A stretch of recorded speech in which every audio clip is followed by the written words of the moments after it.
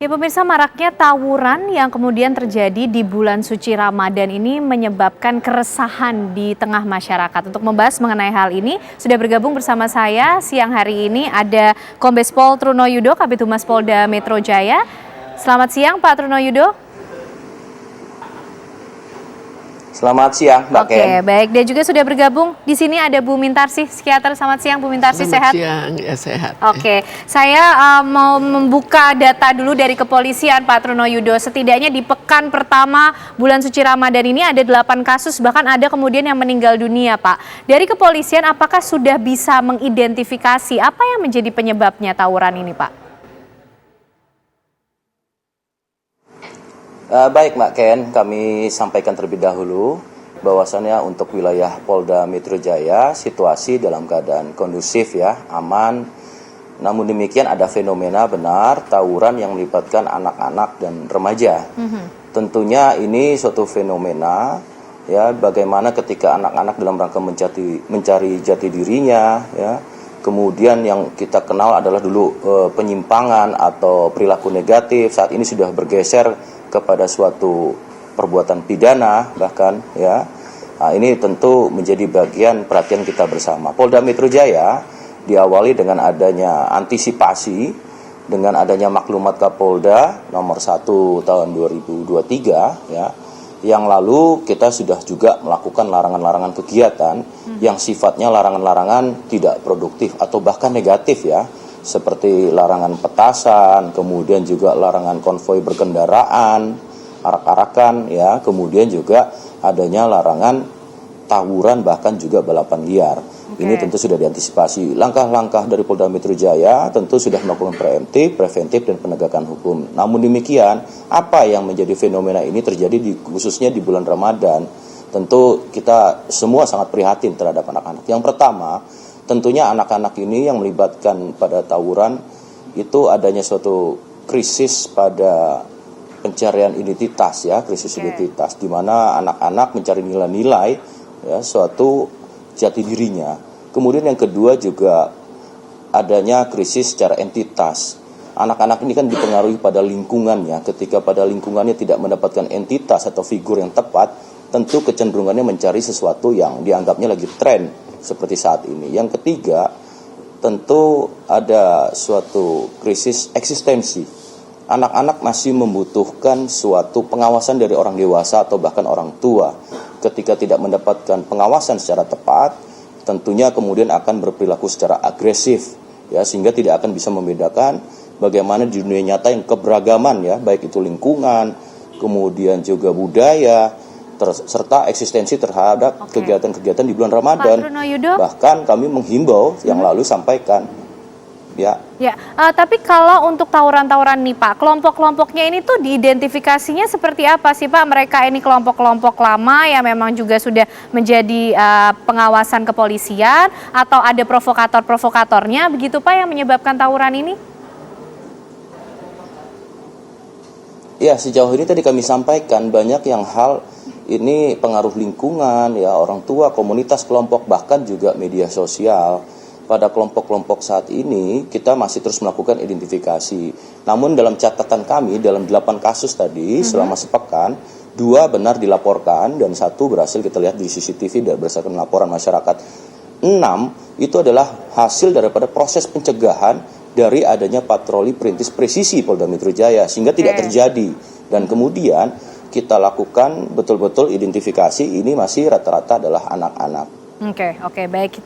Kalau Bu Mintarsih sendiri Bu melihat fenomena tawuran yang terjadi ini kebetulan juga di bulan suci Ramadan, korelasinya seperti apa Bu? Ya sebetulnya korelasinya apakah kita korelasikan dengan bulan Ramadan atau korelasi dengan kesempatan untuk kebersamaan dari mereka dan menuju pada hal negatif.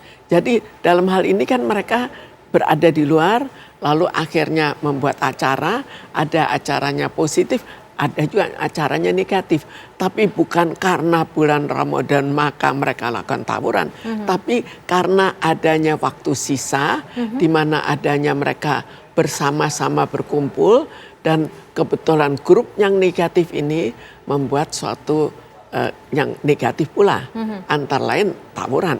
Oke, Bu, ini yang melakukan remaja kebanyakan. Memang aksi-aksi seperti ini, fenomena tawuran seperti ini marak di kalangan remaja. Apa yang melatar belakangi mereka, Bu, sehingga kok sampai punya insting untuk mencelakai orang lain, menyakiti orang lain, bahkan membunuh mungkin? Ya, memang ini faktanya ya. Tapi kita lihat, remaja dari dulu terkenal adanya kenakalan remaja, bukan pada orang tua. Lalu kita lihat, pada orang dewasa pun sekarang kan kriminalitas itu meningkat sekali. Ya.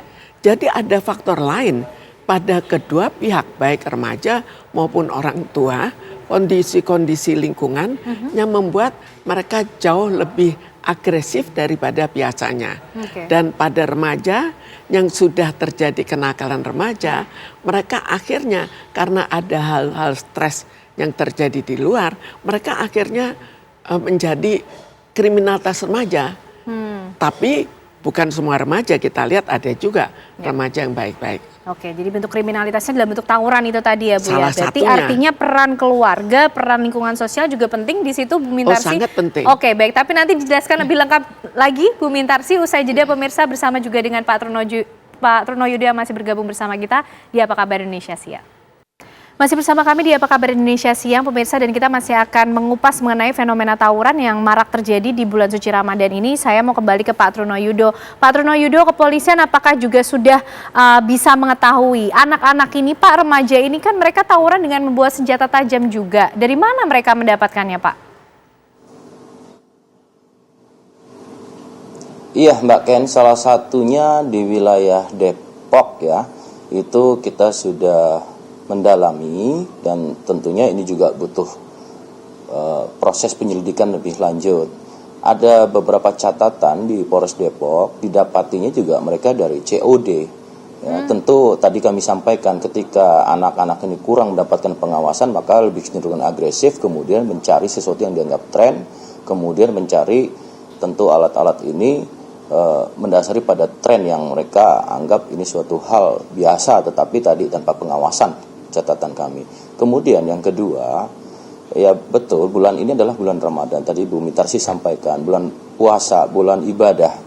Tentunya eksistensi ini harus perlu disalurkan. Banyak waktu luang seminggu pertama di bulan Ramadan, ini ada kekosongan karena tentunya semua anak-anak libur. Ya, maka perlu diisi dengan literasi-literasi anti kekerasan serta dampaknya, bahkan bisa mencederai lingkungannya menjadi suatu stigma yang jelek atau negatif. Kemudian ditambah lagi perlu adanya penyaluran ke kegiatan-kegiatan di RW. Polda Metro Jaya, Bapak Kapolda menyampaikan ada salah satu bagaimana mencoba melihat dari hulu, dari lingkungan. Maka ada program Ada Polisi di RW. Di situ mencoba kita melihat, datang, mencatat, mendengar, ya, merasakan, kemudian melakukan problem solver, memecahkan persoalan-persoalan. Di antaranya adalah masalah lingkungan terkait juga dengan hal ini. Nah, tentunya ini juga Bapak Kapolda Metro Jaya selalu menggandeng para pakar dalam hal ini, misalkan APSIFOR, ya, Asosiasi Psikologi Forensik, atau kriminolog, ya. Ini tentu bisa didalami, bahkan juga sosiolog, mungkin juga dari para pakar lain untuk melihat fenomena ini merupakan bagian daripada perhatian kita bersama, dan Polri atau Polda Metro Jaya ini tidak akan efektif apapun tanpa adanya kolaborasi ataupun partisipasi dari masyarakat setempat peran serta komponen dan lingkungan dari anak-anak. Pak Truno Yudo, lalu bagaimana dengan pengawasan di media sosial, Pak, yang juga ini menjadi media di mana para remaja ini kemudian berkomunikasi, mungkin juga melakukan koordinasi untuk berkumpul, bahkan saling ejek juga kadang terjadi di media sosial yang memicu tindakan selanjutnya, Pak, yang berujung kriminalitas ini? Ya, sejak awal tadi kami sampaikan ya, beberapa faktor yang mempengaruhi anak-anak remaja ini, dari mulai lingkungan, ya, kemudian banyak faktor yang mempengaruhi termasuk orang tua, hubungan keluarga lainnya, komunitas atau kelompok, bahkan juga dari dunia media sosial. Tentunya kembali lagi bagaimana peran orang tua, ya, turut serta melakukan pengawasan sehingga apa yang dicari sebagai jati diri, entitas, bahkan eksistensi, ini sesuai dengan pengawasan orang tua tentunya, Mbak Ken. Oke, baik. Bu Mintarsi, sejauh mencari eksistensikah anak-anak ini, Bu, remaja-remaja ini ketika melakukan tawuran? Eksistensi itu salah satu, tapi bukan itu yang utama dan itu satu-satunya. Jadi di sini kalau kita lihat kenapa seseorang melakukan, itu ada faktor kepribadian dari orang itu, ada faktor lingkungan, dan ada faktor fisik yang juga ikut mempengaruhi. Tapi faktor lingkungan sekarang itu sangat luas. Dan kita tahu lingkungan sendiri juga terlalu banyak masalah di lingkungan, di mana kita lihat di mana-mana kan ada tindak kriminalitas. Dan bahkan di sini kita ikut melihat bahwa sekolah pun ikut berperan untuk akhirnya apakah ini bisa diredakan atau menjadi tambah parah. Apakah orang tua yang akhirnya kurang waktu untuk anak, itu juga salah satu masalah. Lalu stres yang mereka rasakan, kita tahu bahwa sekarang dengan adanya COVID itu stres itu luar biasa. Jadi stres karena COVID, mereka harus mendekam di rumah, stres karena keuangan, itu jadi, semuanya. Ini seperti bom waktu yang tertahan kemarin ketika COVID-19, ini ada kelonggaran, kemudian mereka melakukan hal tersebut, begitu Bu Mintar? Salah satunya begitu. Tapi sekarang apakah ada pencegahan terhadap hal itu? Ada, tapi apakah cukup? Dan apakah mampu dicegah? Jadi apakah area pencegahan itu harus diperluas? Melibatkan lebih banyak instansi untuk mencegah. Oke, baik. Untuk upaya pencegahan-pencegahan Pak yang dilakukan oleh kepolisian sejauh ini seperti apa Pak Trunoyudo? Dan apakah anak-anak atau remaja ini bisa dipidana Pak? Ini bukan untuk menakut-nakuti, tapi tentunya juga sebagai salah satu upaya mendidik mereka begitu. Bagaimana Pak Trunoyudo? Iya, benar Mbak Ken. Langkah-langkah itu dimulai dari adanya langkah preemptif ya.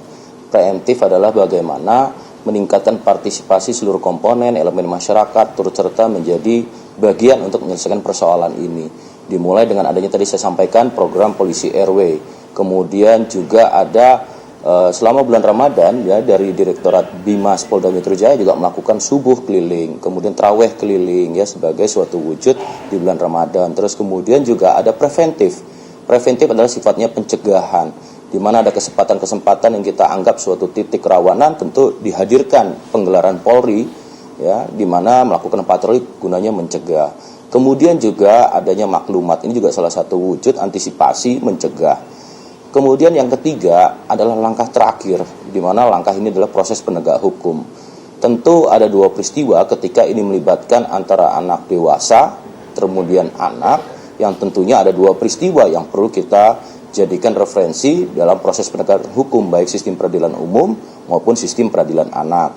Nah tentunya ini merupakan langkah, namun langkah ini tidak akan efisien tanpanya kolaborasi. Bapak Kapolda Metro Jaya selalu menekankan kolaborasi. Secara kolaborasi interprofesi tentu kita banyak ya, kita libatkan termasuk Kodam, Pemda DKI, bahkan seluruh komponen masyarakat tentunya ini menjadi bagian untuk menyelesaikan persoalan ini Mbak. Oke, baik. Bu Mintarsih singkat saja, pencegahan diperluas sampai ke lingkup mana Bu? Pencegahan mulai kita dari orang tuanya, supaya orang tua lebih memperhatikan anak, memberikan waktu lebih banyak, dan berkomunikasi dengan anak. Tapi sekarang yang sangat penting lagi adalah di sekolah. Di sekolah itu anak-anak kan dari situ kita bisa mulai melihat bahwa anak itu ada suatu masalah kejiwaan. Dan di situ guru-guru kan juga tahu anaknya kok sering termenung, anaknya kok sering berkelahi. Di situ guru-guru itu harus mendeteksi, oh ini anak ini calon nantinya remaja berisiko, dan di situ harus ada upaya untuk mengatasi bagaimana anak ini supaya teratasi tidak menjadi remaja yang seperti sekarang, remaja nakal. Kemudian kita lihat setelah itu baru lingkungan. Lingkungan itu mulai dari masyarakat, jadi polisi itu termasuk polisi, tapi polisi sendiri itu tidak akan sanggup menangani semuanya. Jadi polisi, masyarakat harus dilibatkan. Lalu yang lain itu juga lebih banyak dilibatkan. Dan keberanian masyarakat sekarang terlalu lemah. Jadi akhirnya mereka terlalu berani. Baik, tentu butuh peran serta banyak pihak ya Bu ya, untuk bisa menangani fenomena-fenomena semacam ini supaya tidak lagi terjadi, apalagi di bulan suci Ramadan ini. Baik, dikurangi. Baik, paling tidak dikurangi untuk tidak terjadi. Terima kasih Bu Mintarsih, psikiater sudah bergabung bersama kita siang hari ini, dan juga Kombes Pol Trunoyudo, Kabid Humas Polda Metro Jaya juga sudah bergabung bersama kita siang hari ini. Terima kasih Pak Trunoyudo, Bu Mintarsih sehat selalu. Dan Vena sudah hadir, artinya kita masih ingin menghadirkan informasi yang penting penting juga Bu Mintarsi di Apa Kabar Indonesia siang hari ini ya Vena ya. Ya, usai jeda kita akan hadirkan peristiwa apa saja yang menjadi batu sandungan dari KPU menuju pemilu 2024. Selengkapnya sesaat lagi pemirsa.